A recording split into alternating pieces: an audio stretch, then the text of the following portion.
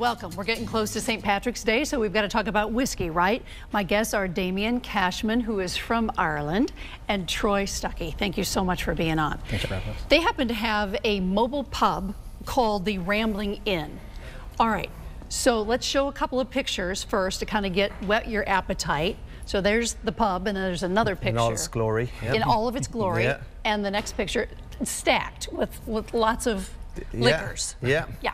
Lots of whiskeys. Dancing incentives. Dancing, yes. All right, so how did this come about, you guys? So yeah, the Rambling Inn is, I guess it's been a work in progress for a couple of years. I was doing a lot of consultancy work for a lot of the whiskey companies. In Ireland? No, in the Here? States. Okay. And I would travel around to non-traditional Irish bars, restaurants and retail. And everybody would say to me, God, wouldn't it be great if you know, we love your pitch on the whiskey and we love all the education, but why don't you have an Irish pub with you? Wouldn't it be great to sample it in an Irish pub? So this went on for 6, 7, 8 months, and finally I was having a pint of Guinness with Troy, and I was like, you know what? I think we need to build a mobile Irish pub. But you think it would work? And he's like, I don't know if it'll work, but I'll build it. So that's really? So you didn't even need convincing, Troy? No. You said let's do it. Well, the Guinness convinced them, I think, you know. So you're friends for a long time, or how did you meet? We've been friends for about 10 years. We've been, yeah. All right. So then, so what, you say to him, well, what are we going to make it out of? We went back and forth with this for a while. So how we were going to make it, what we were going to make it out of, and we ended up settling on using an old camper that we found a great deal on. Where did you find it? Craigslist. Where else would you find a camper? Of course, Australia. Exactly. So you find a camper and then you retrofit it. We gutted it down to the frame and started over. I just thought it would be the best way to go to get it to our true vision, what we wanted. So. All right, so let's go to the videotape, as they say, so you can see what they built. The Rambling Inn is a full mobile Irish pub we came up with after a couple drinks and a pub. At the time I was working for a lot of the whiskey companies doing whiskey consultancy work. In a non-traditional Irish whiskey account, they'd say, wish you had an Irish pub with you. I went to my buddy Troy and said, you know what, I think there's a market for a travelling Irish pub. We drew it out in a napkin, and then Troy took on the tremendous task of putting it together and building it for me, you know. We got a killer deal on this trailer that was in horrible shape. We saw something amazing that we could build from it. 9 months of our lives building it from scratch. We literally just crafted this into our own vision of what we thought an Irish pub, a travelling Irish pub, should be. We had gone back and forth with how we were going to treat the floor, and I had the idea just to go and throw sawdust down on the floor. And it was supposed to be a temporary thing, and after the first event, it was the one thing everyone kept commenting on. So we do everything from building it to going out to the events, setting it up, to actually bartending, working the events. So we bought an old trailer and tore it down to the frame, and we have this little piece of Ireland right now. When you're inside of it, it really feels like you're inside of a pub. There you go. How much do I love that? You threw sawdust on the floor, which makes it even better. Yeah. It does, very authentic. So the first season you've had it out there how many years? So we're going into year 2 right now. Year 2. Yep. So you get it out there, and what happens? You go to weddings, where do you go? So weddings, bar mitzvahs, wedding rehearsals, communions, baptisms, funerals. Birthday parties. We have experienced everything, and it's, as Troy will say, you know, it's really funny when we bring the pub like into somebody's back garden or driveway or wherever we end up. People just don't want to leave. Like, they literally at the end of the night, they're like, you have to stay, and they're like throwing money, like, just, it's ridiculous. They throw money at you. I love that. Is it everything you thought it would be? Or, I mean, business is never a straight line. It kind of goes all over the place. Yeah. So what is happening that you thought would happen? Not this at all. It was one of those things where we had this idea, and where it was going to go was kind of like unknown. You know, there was no roadmap for how to build the mobile pub. And the biggest thing, like Damian said, is that people feel unbelievably comfortable in their own home, but they're in a pub, and they lose sight of that, and it kind of blurs that line, which is an amazing thing to watch happen over the So are you playing music in there? I mean, how do you set up? Yeah, so typically we'll have like Irish music playing, but oftentimes people ask us to source Irish musicians. So we're lucky enough, we have a great network of bagpipers, traditional Irish players, modern Irish players. But the one key thing is, you know, we try to model the Rambling Inn on the pubs I kind of grew up in Ireland. So, you what know, town? Tipperary. Okay, because people it's a long way. Yeah. Absolutely. And you know, Troy was just back there this summer with me, and he can attest that, you know, we just try to get like all the bits and pieces that people loved about Irish pubs and put it into this travelling unit. So I want to know typically what you serve inside the mobile pub. So I know you serve Irish coffee. Absolutely, and this is great because it's Willoughby's Coffee, which is local, New Haven. We love that. Now tell me about the 2 whiskeys. So we take a lot, yeah, we take a lot of pride in a lot of the liquor we source on the Rambling Inn. So this is a boutique brand from Ireland. It's called Clonakilty. It's a distillery in the Wild Atlantic Way down in West Cork. Have you been there to this distillery? I've been at the distillery last week. It's just opened. So yeah, they just started making their own distillate about a week ago. And this is new to the U.S., This is new to the U.S., yeah. March 1st, it'll be in Connecticut, Rhode Island, and Mass. It's in New York currently. And this one is? So this is the single batch. This is the same product, except this one is aged and finished in a virgin oak cask, while this one, while it's a little darker, is aged in a port cask, fortified wine. You know, I don't know the difference, but at some point I'm going to figure it out. One makes you sing and one makes you dance. I love that. Now, you pointed out these glasses to me. Yeah. These are very interesting. This is from this company? It's not. It's actually, this company partnered up with this gal who owns this company. This is called a Tua glass. Yep. So this is the... And I'm going to put this in here so you can show people what this glass does. There you go. All right, show people what that does. Yeah, so it sits right on its side. So for measuring out your pour, if it goes right to the nip, you know you have enough, maybe a second pour. So yeah, it sits beautifully like that, but it's designed so it noses.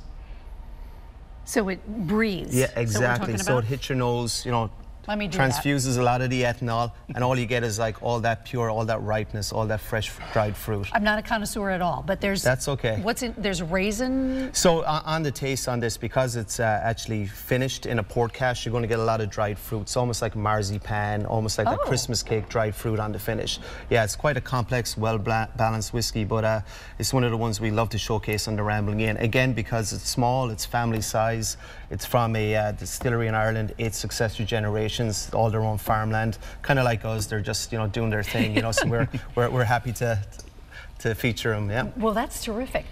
Are you the bartender? Or are you both the bartenders, Troy? We both bartend. Bartender, barback. Yeah, we kind of everything. Driver, set it up. Logistics. Logistics, getting it into some pretty tight spaces. How did you learn how to bartend? Did you go to school, or you just know it? No, just this guy. Yeah. You know that too? Yeah, I bartended for years from Ireland over this side as well. Yeah. Oh my gosh. Yeah. All right, so show me some of the magic, some of the stuff that you. So yeah, so this is an Irish coffee. So the Irish coffee originally was started from Foynes Airport, which is now Shannon Airport in Ireland. Started in the 1940s, actually has an American influence in it. I did not know that. So there was a flight coming across from the States, transatlantic flight, 1940s. At that time there was no heating on planes, so everybody was like frozen on the plane. The plane ended up getting into a little bit of engine trouble. Now the plane was divided between priests and journalists. So the priests started playing like mad. Finally the plane arrived in Foynes and all the journalists got off the plane. Now you being a journalist yourself, you know that one thing journalists likes is a good story and an even better drink, right? Well, sometimes, yeah. So they ran. And this is a true story? This is a true story. So a guy who was syndicated in the 1950s here in the States, his name was Stan Delaplane. And he actually was like 13 or 14 different newspapers he wrote for. And he actually went to the bartender, and the bartender made him what was known as Gaelic coffee. Translated to over here, an Irish coffee. He was enamored by it, so much so that when he returned back to the States, he wrote an article, and the article was published all over the US, which really in turn made the Irish coffee very, very famous. He then in turn was a regular in this bar in San Francisco called the Buena Vista, which is now it's a tremendous bar. You got to check it out. They make about 17 to 1800 Irish coffees a day. Buena Vista. The Buena Vista. Yeah, you can check it out online. It's amazing. I have a lot of homework to do. It all sourced from a journalist having a little Irish coffee in Foynes Airport, which has become Shannon Airport. So we can thank the American audience for our Irish coffee. Yay. There you go. So work your magic. Get in here, Troy. So however you guys do this. So typically what we'll do is we'll put in a little bit of sugar just to start. And do you serve it in a glass like this? We always serve it in these glasses. That's beautiful. Yeah, absolutely, isn't it? So what went in there? I'm sorry. So just about a spoon of sugar went in there. Okay. We'll use some Clonakilty Irish whiskey. You don't hold back on that, do you? You know what? You're right. It's a big glass. There we go. And then we add some sugar. Sorry, some coffee. Go right to the top. Now what happens with this is the sugar will actually let the cream float on top. So don't stir it. So, well, we should actually give it a stir, but we don't. Wait, I have a pen. Oh, Anne, I can't believe you're doing this. Yeah, okay. Well, okay, here there we go. Yeah. I mean, you have to stir it somehow. That's it. Welcome to the newsroom. There you go. And then you float your Irish cream right over the top. Now, why on the back of the spoon? It just helps it float. You see the way you get that nice transition between the coffee and that? Yeah. And then you finish it with a little bit of fresh nutmeg. like that. Let me know what you think. Oh my gosh. Now, from one journalist to another. Yeah, I'm just going to stick my finger in it because we're on TV. Oh my gosh, that is fantastic, so right? good. Yeah. Someone's going to be very jealous of this in the newsroom. So yeah, so that's our Irish coffee as we would do on the Rambling Inn. Oh, it's beautiful. Yeah. So when you come out for one of these events and you set up, the sky's the limit, right? If somebody says, we want you to pack the Rambling Inn with this kind of booze or this kind of, I mean, do you just, or is it all? Yes, so there's a couple of factors. You know, we also have a full kitchen as well, so we have the ability to do like shepherd's pie, Guinness stew, fish and chips. So we do food as our primary goal. Secondly, then we'll curtail, you know, depending on what your preference is, we'll source like local breweries. We'll deal with Two Roads, we'll try a beer in Milford, Counterweight, our friends over New England Brewing will bring all those guys on board. So we have a full tap system, so we're always happy to like suggest, yeah, everything from the music to the food to the drinks, you name it. And we can do parties from like intimate parties from 20, 25 people all the way up to like, we've done festivals and events up to 1,000 people. But always outside? Always outside. Always well, outside. That's not true, as Troy can attest to. We've actually been up to the casino a couple times for whiskey events. Did you drive? We drove into the Rambling Inn into the casino? Into Mohegan Sun. Into Mohegan Sun. Where? Downstairs in one of the ballrooms? Yes, the ballroom. Last year and this past year, the new convention center they built. That must have been a riot. Yeah. Was that for a private party or? It was for the whiskey tasting that they were doing. So. Yeah. Well, that's so neat. Yeah. So it's great exposure and people loved it. Who does the cooking? Do you guys cook too? So we have a chef on hand as well. Just cooking we don't. We deal with the driving, the logistics, the drink, the cleaning up, and making sure everybody has a good time. Sometimes you have to delegate, so we delegate the cooking, yeah. So you really figured this out in what is your second year? Yeah, well, not figured out yet, but we're still working, evolving every day, but you know. We learn every day. Every time we do an event, we learn something. And what's the best experience you've had so far with the Rambling Inn? Our first one. I would say the first party we did. It was a birthday party. It was I think a 50th birthday party, and it was. It was a 40th. 40th. 40, yeah, 50, 40th, yeah, whatever. Sorry. Yeah. And it was the first time we had taken it out for a paid event. And were you frightened? Like, how's this gonna go? Where we had to get it into the location we had to get it into, it was a very tight spot, and it was raining, so there was a lot of other factors that we just weren't prepared for, and we nailed it. And we ended up staying there until almost 2 in the morning. It was a great time. And you high-fived each other. That was it. The party was meant to end at 11. It was supposed to end at 11.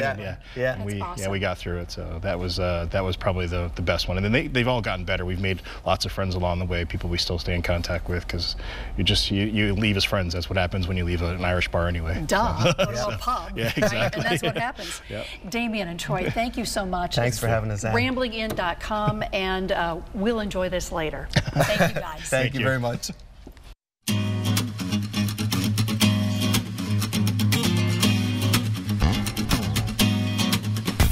made a trivial pursuit, spend one this in. Who is this girl? Spend all night kissing, and if one was right here, then who else is missing? Got a little sidetracked to find myself wishing I could find the keys to the door, but it's also a metaphor. Need to keep locked in the grocery store of my mind. Just to save time, I'll skip right ahead to the last ride.